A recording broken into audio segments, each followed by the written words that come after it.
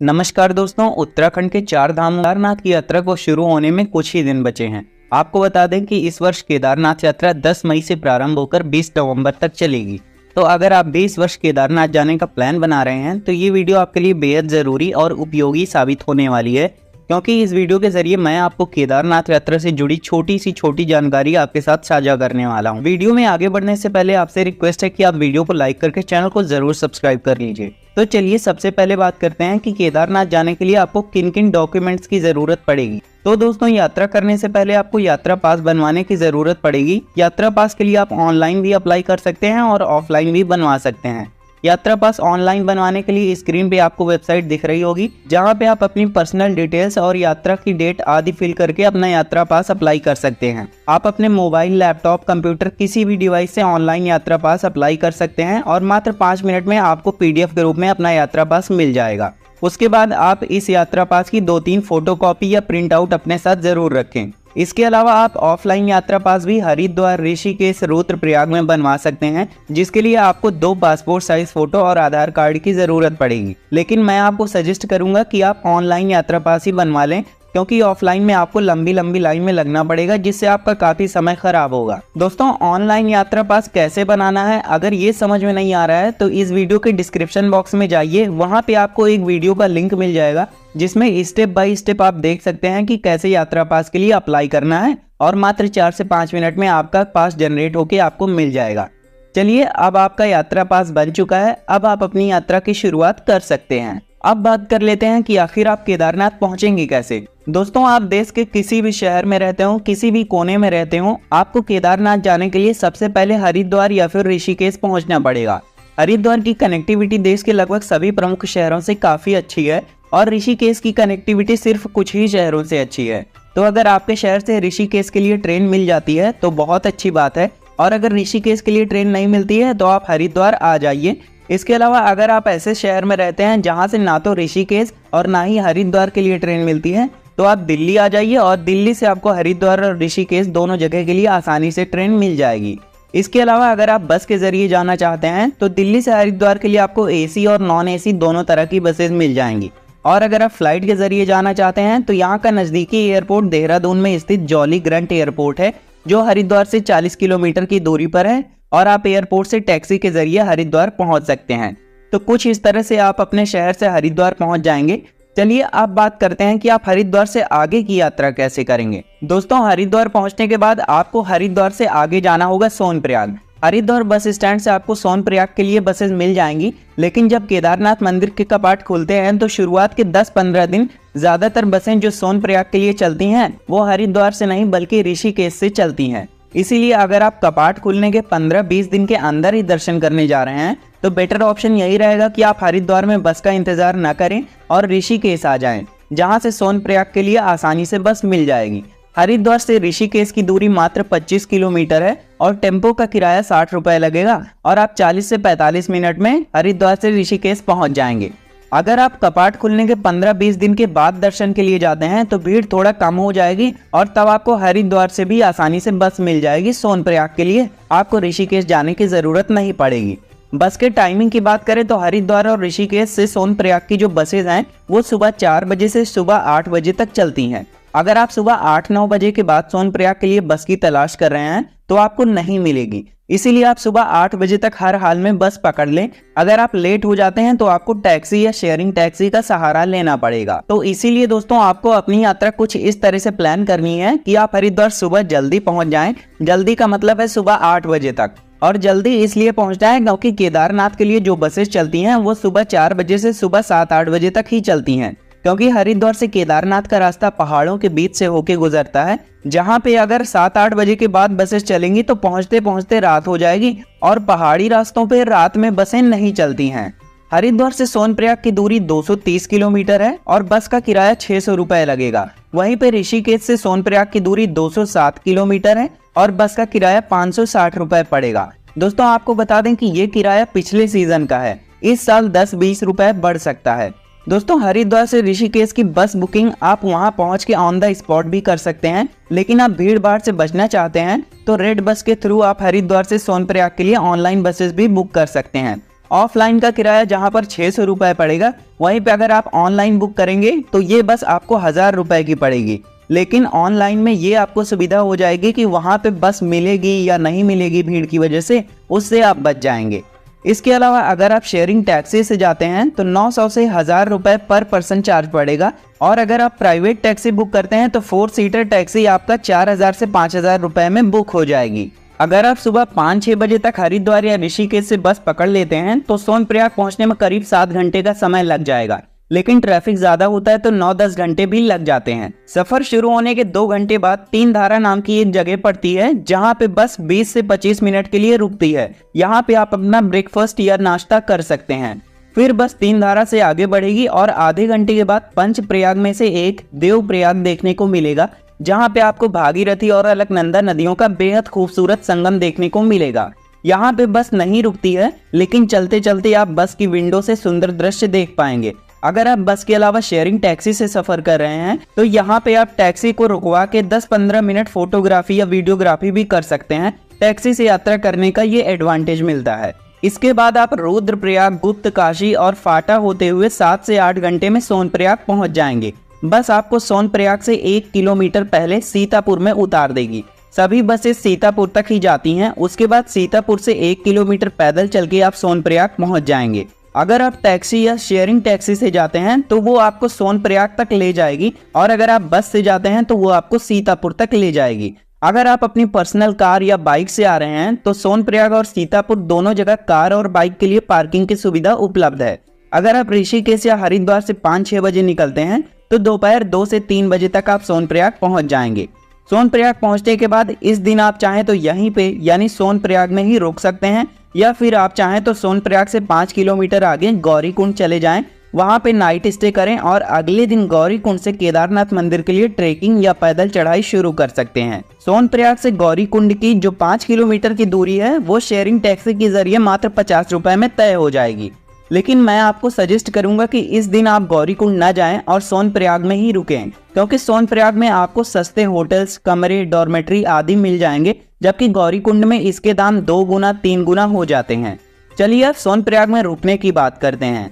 सोनप्रयाग में रुकने के लिए होटल्स की शुरुआत 1000 रुपए से हो जाती है। अगर आप बहुत कम बजट में रुकना चाहते हैं तो मात्र 200 रुपए में आपको डॉर्मेट्री मिल जाएगी, जिसमें बड़े बड़े हॉल होंगे और आपको एक गद्दा, रजाई और तकिया दे दिया जाएगा। इसके अलावा आप चाहें तो उत्तराखंड गवर्नमेंट की GMVN की डॉर्मेट्री भी बुक कर सकते हैं, जिसका चार्ज 500 रुपए पर पर्सन के हिसाब से पड़ता है। और इसकी ऑनलाइन बुकिंग करने के लिए स्क्रीन पे आपको वेबसाइट दिख रही होगी, यहाँ पे जाकर आप इसकी ऑनलाइन बुकिंग भी कर सकते हैं। लेकिन मैं आपको एक और इन्फॉर्मेशन दे देता हूं कि दोस्तों इस साल जो मई और जून है, इन दोनों महीने की सारी बुकिंग हो चुकी हैं GMVN की। तो मई और जून में आपको स्लॉट खाली नहीं मिलेंगे, आपको वहां पे जाकर के कोई रूम या फिर कोई अदर डॉर्मेट्री ढूंढनी पड़ेगी। GMVN की जो डॉर्मेट्री है वो मई और जून महीने के लिए ऑलरेडी बुक हो चुकी हैं इनकी वेबसाइट पे, अभी मैंने देखा। तो इन सब के अलावा अगर आप सोलो ट्रैवलर हैं और अपना खुद का टेंट लेकर जा रहे हैं तो आप अपना भी टेंट लगाकर कैंपिंग कर सकते हैं बिल्कुल फ्री में। खाने पीने की बात करें तो सोनप्रयाग में आपको 150 रुपए में थाली मिल जाएगी। इसके अलावा 250 रुपए में डीलक्स थाली भी मिल जाएगी। खाने के अलावा यहाँ पे फास्ट फूड, फल और जूस भी मिल जाएंगे। तो इस प्रकार आपका पहला दिन सोनप्रयाग में गुजर जाएगा। अगले दिन आपको सुबह जल्दी 3, 4, 5 बजे तक उठ जाना है। जल्दी उठने के 2 कारण है।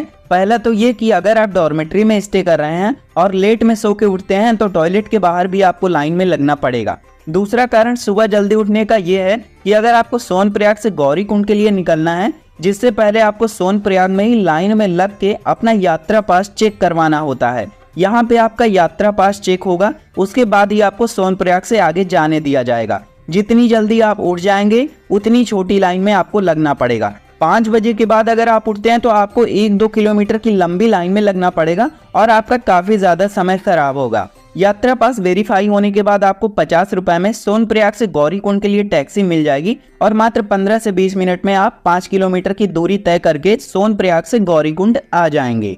गौरीकुंड पहुंचने के बाद वहां पे एक तप्त कुंड है, जहां पे साल के 12 महीने हमेशा गर्म पानी निकलता रहता है। इस तप्त कुंड में आपको स्नान करना है। स्नान करने के बाद आप गौरीकुंड में कुछ ब्रेकफास्ट या नाश्ता कर लें। नाश्ते में आलू पराठा, मैगी, ब्रेड और चाय आदि मिल जाएंगे।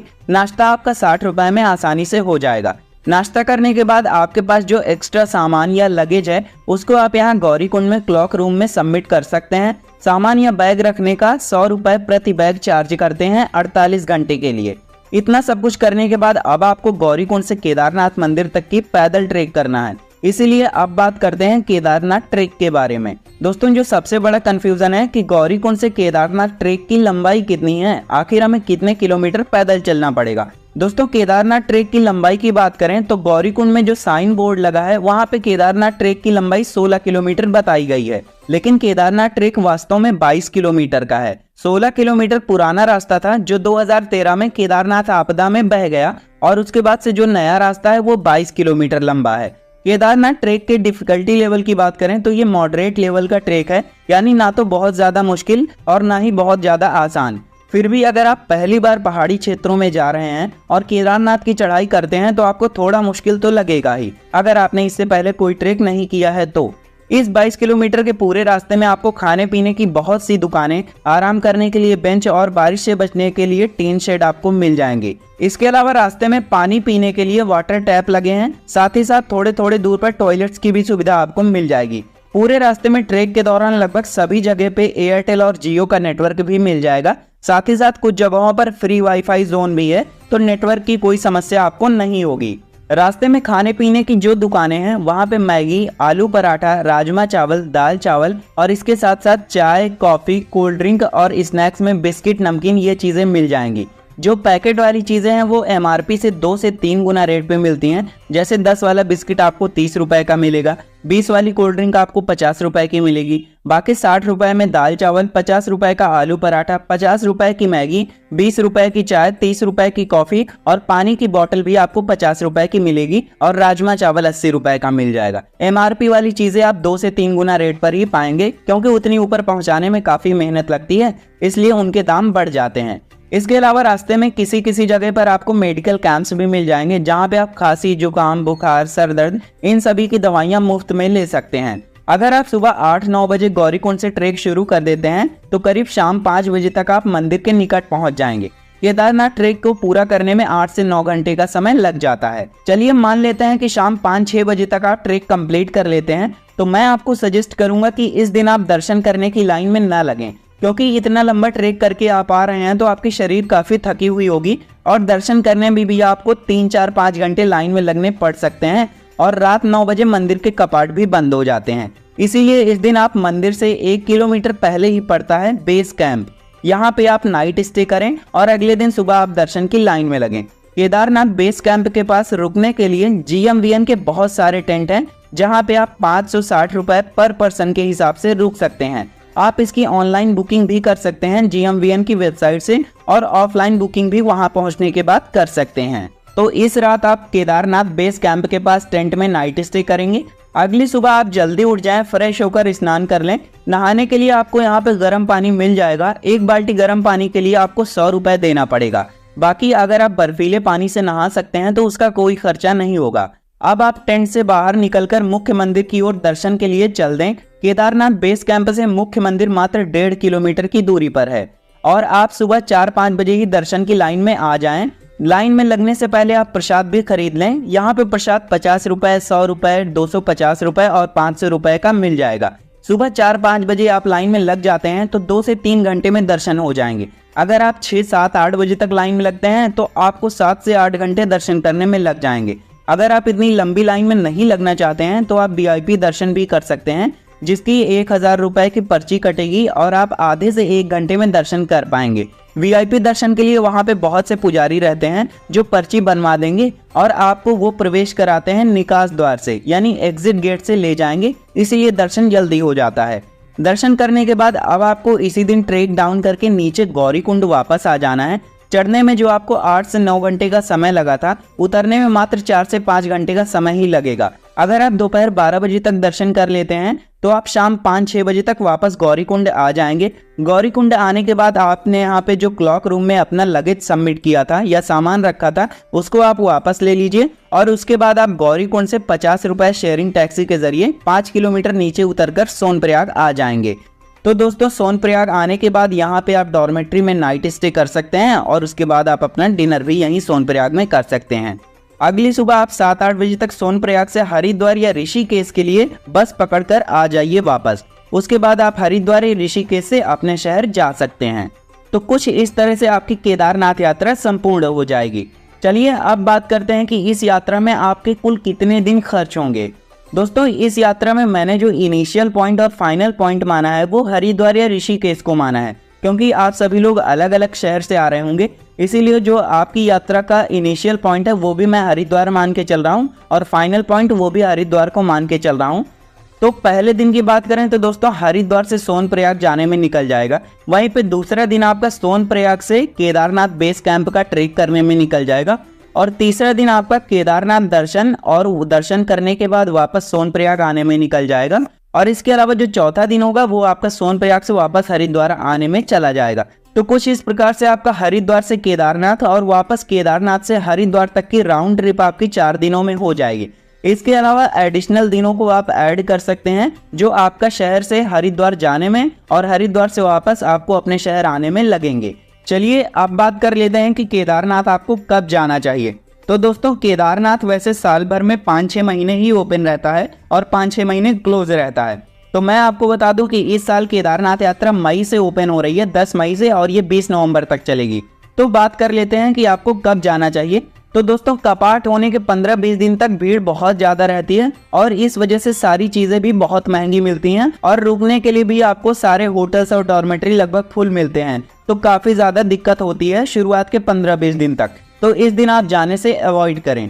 अगर बात करें मई के अलावा जून में, तो जून में आप जा सकते हैं। इसके अलावा जुलाई अगस्त की बात करें तो बारिश बहुत ज़्यादा होती है जुलाई अगस्त में और लैंडस्लाइड का खतरा बहुत ज़्यादा हो जाता है, तो इस समय भी आप बिल्कुल ना जाएं। सितंबर अक्टूबर की बात करें तो दोस्तों यहाँ पे बारिश भी रुक चुकी होती है और भीड़ भी बहुत कम मिलेगी और आसानी से दर्शन हो जाएंगे बहुत कम बजट में। तो सितंबर और अक्टूबर का टाइम बेस्ट रहेगा केदारनाथ जाने के लिए। अब बात करते हैं नवंबर में। तो दोस्तों नवंबर में कपाट बंद होने के समय भी भीड़ ज़्यादा हो जाती है, तो इस समय भी आप जा सकते हैं क्योंकि ओपनिंग टाइम के तुलना में यहाँ पे भीड़ कम रहती है, लेकिन सितंबर और अक्टूबर की तुलना में नवंबर में भीड़ ज़्यादा हो जाती है। तो दोस्तों इस हिसाब से अलग अलग महीनों में अलग अलग तरीके से यहाँ पे कम ज़्यादा भीड़ देखने को मिलती है और उसी हिसाब से खर्चा भी कम ज़्यादा होता है। तो आप अपना प्लान इसे ध्यान में रखकर ज़रूर बनाएं। अब बात कर लेते हैं कुल खर्चे की, यानी इस केदारनाथ यात्रा में आपका कुल कितना खर्चा होगा। तो दोस्तों अगर बात करें तो बस का किराया अप डाउन का जो हरिद्वार से सोनप्रयाग तक होगा वो 600 और 600 पड़ेगा, यानी बस का किराया 1200 पड़ जाएगा। उसके अलावा बस से जाते समय जो लंच और ब्रेकफास्ट होगा उसका आप 200 रुपये खर्चा मान लीजिए। उसके अलावा सोनप्रयाग में आप नाइट स्टे करेंगे तो 300 रुपये आप डॉर्मेट्री का हो जाएगा। डिनर का 150 रुपये हो जाएगा सोनप्रयाग में, और फिर सोनप्रयाग से गौरीकुंड के लिए जो टैक्सी लेंगे उसका किराया 50 रुपये, और जो ट्रेक होगा आप करेंगे 22 किलोमीटर, उस पूरे ट्रेक में जो आपका लंच ब्रेकफास्ट ट्रेकिंग स्टिक ये सारी चीज़ें होंगी ये लगभग 300 रुपये में हो जाएंगी। केदारनाथ बेस कैंप पहुँच के जब वहाँ पे आप नाइट स्टे करेंगे तो उसका जो किराया पड़ता है वो 560 रुपये पड़ता है पर नाइट का, और वहाँ पे आप डिनर करेंगे तो 200 रुपये में थाली मिलेगी। फिर मंदिर में दर्शन करने के लिए आप जाएंगे तो 100 रुपये का प्रसाद आप ले सकते हैं, और वापसी में फिर आप जब रिटर्न टैक्सी लेंगे गौरीकुंड से सोनप्रयाग के लिए तो वो फिर 50 रुपये की पड़ेगी, और रिटर्न में आप सोनप्रयाग में नाइट स्टे करेंगे तो 300 रुपये डॉर्मेट्री का और 150 रुपये डिनर का पड़ जाएगा। तो इस हिसाब से आप देखें तो टोटल खर्चा आपका करीब 3500 के आसपास होगा। यानी मोटा मोटा खर्चा देखें तो आप अगर मेरे हिसाब से प्लान करते हैं तो आपकी यात्रा 4000 रुपये से कम में हो जाएगी बहुत अच्छे तरीके से। तो दोस्तों ये थी केदारनाथ यात्रा से संबंधित कंप्लीट इन्फॉर्मेशन। उम्मीद करते हैं आपको वीडियो पसंद आई होगी। अगर आपको वीडियो पसंद आई है तो वीडियो को लाइक करके चैनल को जरूर सब्सक्राइब कर लें, क्योंकि हम आपके लिए यात्रा से संबंधित ऐसी ही वीडियोस लाते रहते हैं।